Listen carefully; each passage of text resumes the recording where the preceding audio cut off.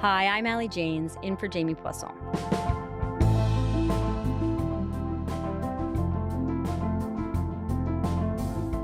Now we're prepared to take away their authority to operate hospitals as well. In La Crete, we're moving the hospital authority over to Covenant Health. Covenant Health is like... So that's Alberta Premier Danielle Smith last month, talking about transferring some hospitals away from Alberta Health Services and giving them to third parties, like a Catholic health service, saying it would create competition in a, quote, monopoly. She made these comments at a town hall that was only for members of the United Conservative Party. So we just heard them from clips like that one, posted by the web series The Breakdown. But this is far from the only way that Smith has been shaking up healthcare. Last November, she announced a plan to break the AHS into 4 separate agencies, the first of which, called Recovery Alberta, officially started operating on Sunday. At every step of this restructuring plan, there have been big outcries about the possibility of privatization. So why does Smith want to divide up the healthcare system when other places are struggling to unify theirs? Why has the AHS become a political target in the province? And as Canadians' frustration with their healthcare grows, is Smith's vision of competition a solution or a mistake?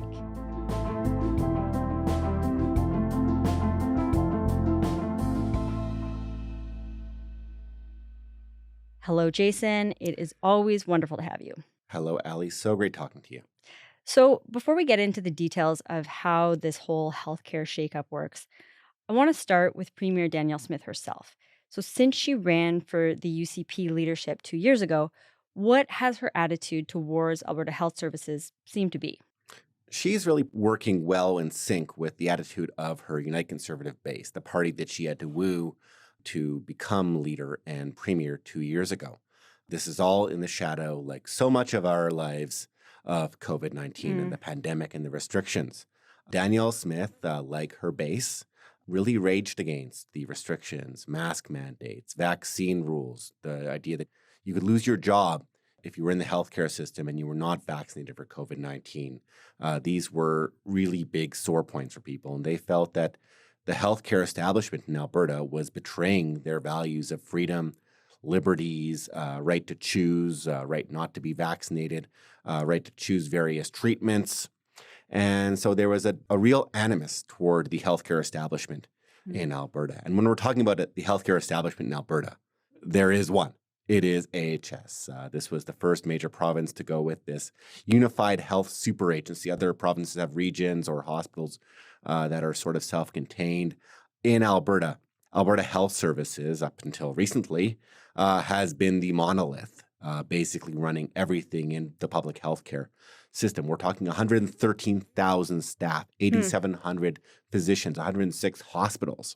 Wow. And well, given that people blame them for so much that happened during COVID, people who disagreed with the COVID rules, it's become a big part of Danielle Smith's target. Am I right to say that she's targeted this as like a wasteful agency, that the setup of this is wasteful? Wasteful, monopolistic, too large, almost too large to succeed. I mean, she doesn't use those terms like a riff on too big to fail, but that's sort of the subtext of what she says. She was very proud that one of her first moves was to fire the Alberta Health Services Board and put in her own administrator to try to reform things, because she knew that that was the big applause line for her base. So this is a management problem. It is not a problem with our frontline workers. Our frontline workers need to be supported.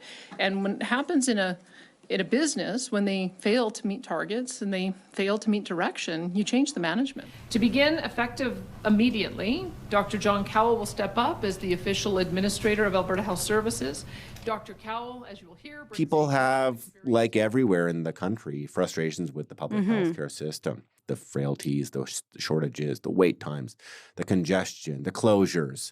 So she thought that by making decisive actions on healthcare, people would see her not just in her base, but broadly as trying to be reformist. So in that way, she was trying to, by doing all these things like firing the board of Alberta Health Services, she was trying to appeal not just to her base that really dislikes AHS, but also the public who wants to see some kind of movement on healthcare.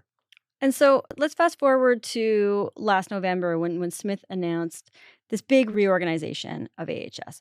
Tell me about what the pitch was and, how this was supposed to make healthcare better in the province. So this wasn't something she had campaigned on or promised 6 months earlier in the election last May. But in November, Danielle Smith announced that she was going to dismantle Alberta Health Services, this super board that had been running Alberta Health for nearly 2 decades.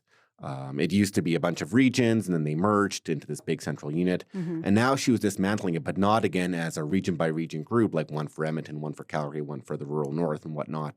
She was dividing it into functions, sections. Starting today, we're creating an integrated provincial healthcare delivery system that concentrates on 4 priority areas. We believe that by creating specialized organizations within one provincial system, we will enable each organization to look after one area of healthcare only and avoid the scattered and uncoordinated approach of the more rigid, centralized structure that exists now. So there would be one for acute care, that's hospitals, one for continuing care, that's like nursing homes, long-term care facilities, one for primary care, medical clinics, and one for mental health and addiction services. So from one big AHS monolith to 4 agencies. And AHS would be reduced to running hospitals within the acute care wing. A big, bold move, and the trend, as you said in your intro, is to consolidate. People have been looking at what Alberta Health Services did. And other provinces like Saskatchewan and some in the east have been consolidating their functions, moving everything into one big umbrella. This sectoral change is new for the country. And the UCP even put out an ad that was supposed to illustrate how this would help, right? Yeah, this was an interesting ad. It showed a bunch of people in a very busy waiting room.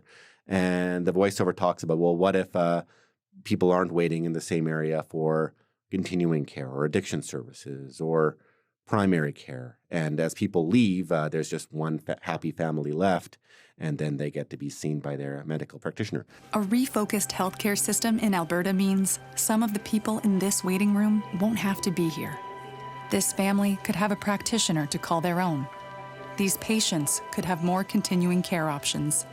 This person could be accessing mental health treatment, leaving fewer people in urgent care who can now access more timely acute care, giving every Albertan the care you need. It struck me as curious because, may I take things too literally, but if I'm in one medical clinic, I'm not waiting with somebody who's looking for mental health services and somebody who's waiting for a nursing home and somebody who's waiting for ER. Right, those are already divided. Yeah, so it was, I think that the symbol was the idea that there's too much in one system and we have to ease it, but using this waiting room metaphor, it was interesting, I'll say.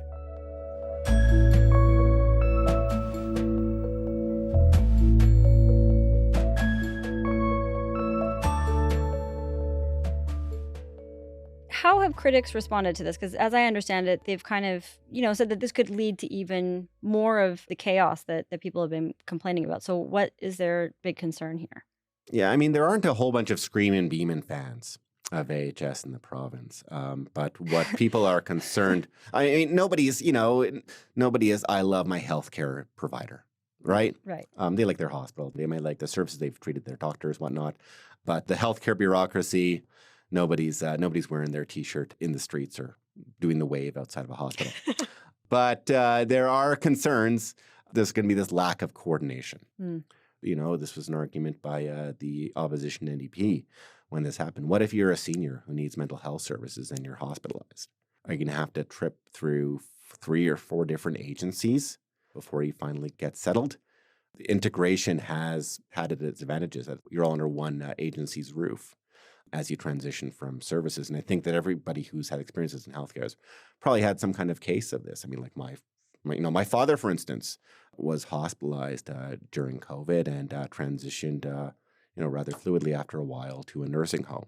And I think a lot of people had that experience. If that's being divided under multiple agencies, does something like that become more complex? Right, like do people fall through the cracks because it's not clear what agency they're supposed to be treated by, you mean? That's right, or agencies playing tug of war.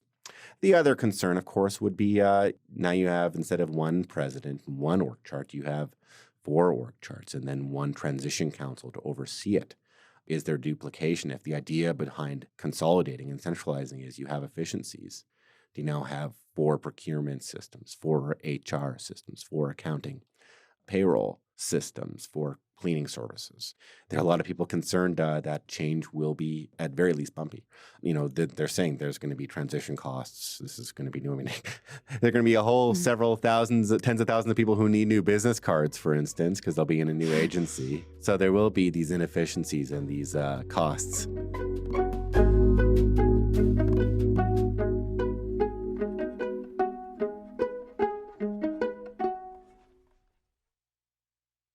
This is not the only shakeup we could be seeing in Alberta healthcare. A couple weeks ago, the UCP held this members-only town hall, and Smith said that she was considering transferring authority of some of the hospitals away from AHS and giving them to places like Covenant Health, which is this third-party Catholic healthcare provider.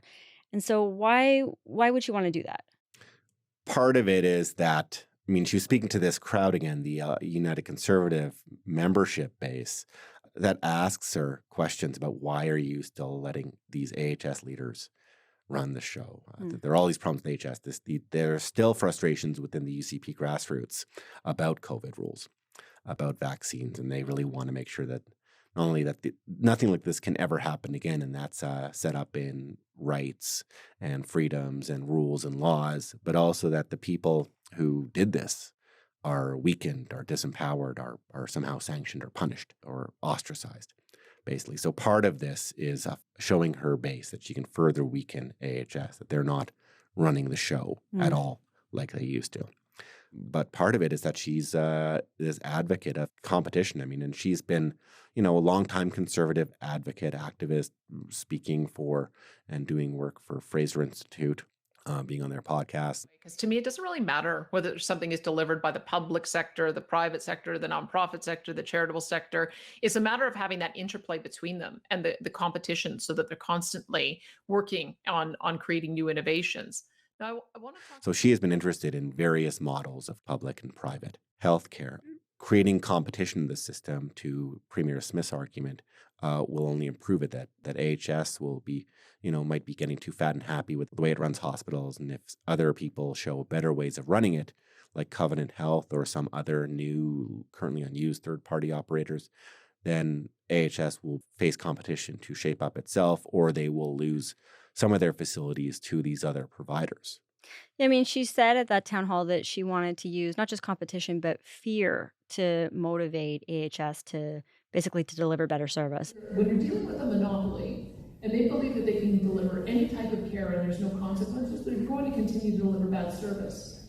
And competition is one option. That's why we're offering charter surgical centers and why we're offering Covenant. But the other is the fear of having it taken away. That's going to be a very powerful competitive incentive for the managers to say, oh my goodness, if we continue to deliver terrible care in Drayton Valley, then somebody else is going to be chosen as the operator. So just know, what do you make of that?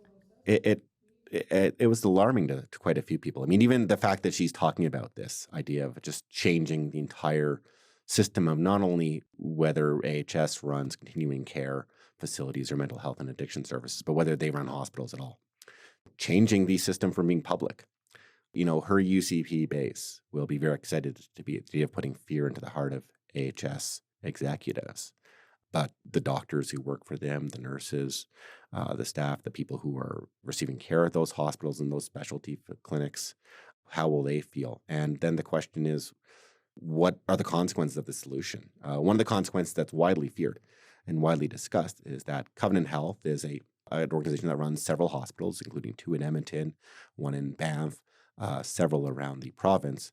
But because they are a Catholic organization, they are allowed to not provide services that violate the doctrine of Catholic faith, including abortion services, including MAID services, end-of-life decisions. So there are concerns about giving it over to them. And, of course, there will be a concern from a lot of people with a conservative government. Is this a backdoor way to promote a pro-life, anti-abortion agenda? It doesn't seem to be that way. Danielle Smith is avowedly pro-choice herself, but certainly this is about, in her mind, weakening AHS and either making sure they perform or giving up their what she calls a hospital monopoly.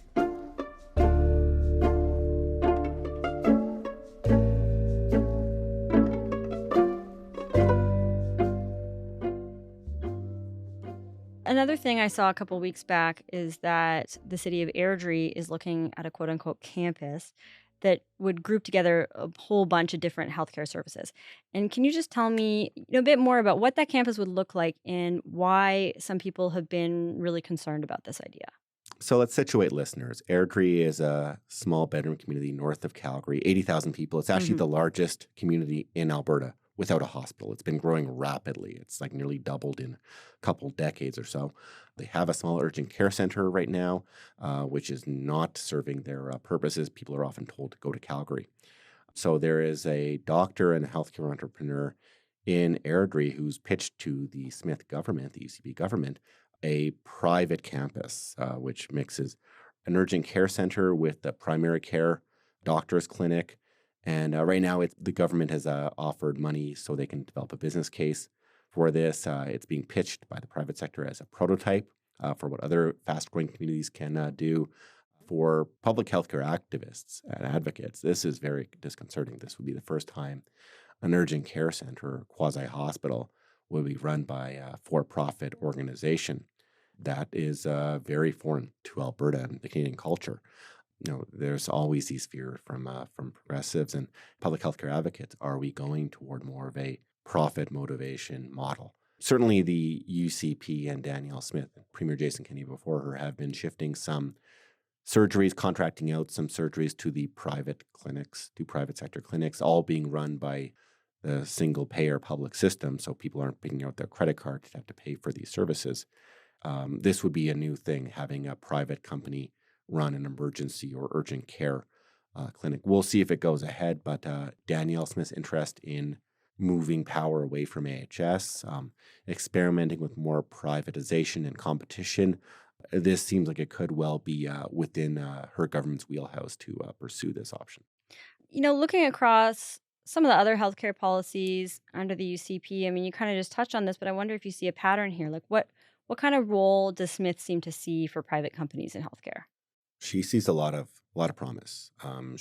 They know that the idea that people paying for healthcare, the way healthcare is set up in the States, puts a fear of privatization and private healthcare services in a lot of people's hearts. Danielle Smith sees potential there. They see a potential to ease wait times with surgery by contracting out to the more efficient, potentially more cost-effective private sector. The question is, what happens when it's just one single payer? If there are several competitors, all for the same contract, all for the same public payer, is that going to reduce things, or is it going to create a bunch of inefficiencies, a bunch of problems, and will people try to drum up business for themselves, inducing more demand for healthcare services by providing more costly diagnostics and billing the government, just jack up the needs of healthcare and the services provided? Are we just going to treat ourselves into near bankruptcy? But the other part of this, and I think why the public is not revolting about this, the public is not up in arms. First of all, nothing's really happened yet. There have been no major changes. As you said in the intro, the Mental Health and Addiction Services Agency just started on September 1st, so nothing major has happened. I think people are open-minded to try to change the healthcare system, that people want to see something changed, something may have to give, because right now the system is, where there are ER shortages and closures in small communities all the time. It seemed like that was a constant all summer long as doctors go on vacation, ERs close. People don't find that acceptable. Yeah, we saw a bunch of that in BC over the weekend. I think in the interior of BC, I saw a bunch of ERs closed. Yeah, it's nationwide. It's chronic. It's not just Alberta, but people see it in their own communities in Alberta, and they think we need change. So what Danielle Smith is able to do with some of these announcements and plans is saying, I'm trying to change the system. I'm trying to do something. And so far, the public is letting her wait and see about what those changes are, how they take shape, and what outcomes they have. Because right now, she can say, give it time to work.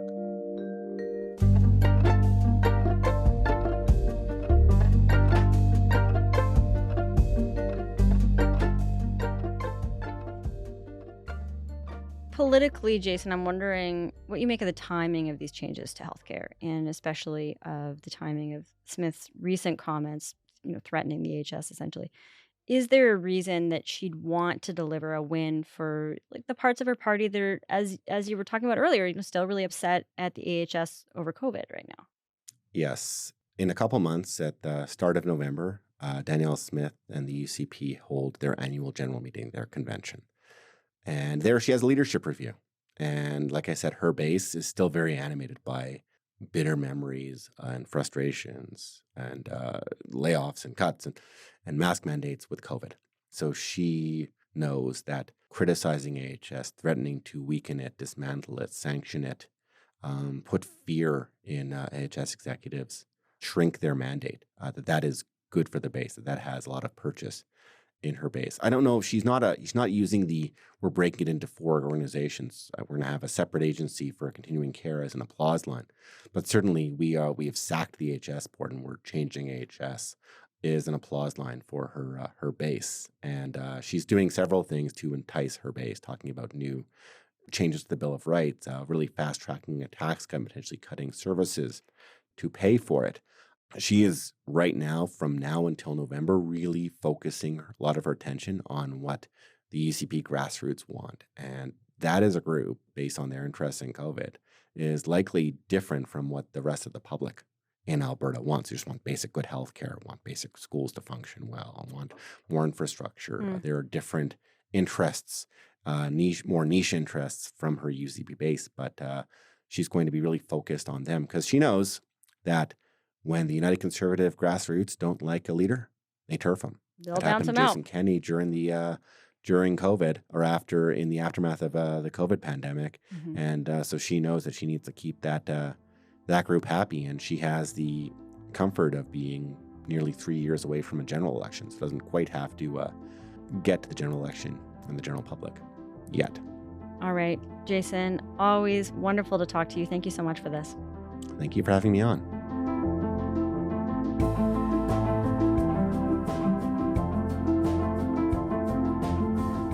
All right, that is all for today. I'm Allie Janes. Thank you for listening to Front Burner, and we will talk to you tomorrow.